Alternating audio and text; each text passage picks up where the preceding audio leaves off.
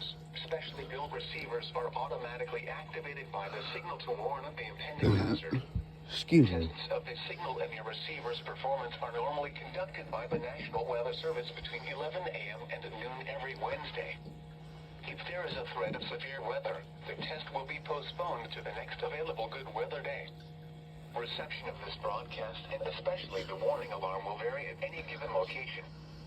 This variability, normally more noticeable at greater distances from the transmitter, can occur even though you are using a good quality receiver in good working order.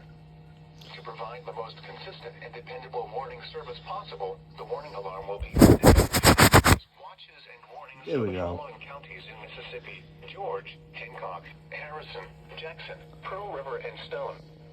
The Gulfport NOAA weather radio system is equipped with an additional service called SAME. SAME is How to short get for a new Specific call for Area that. Message Encoder, which activates special receivers in only the county desired.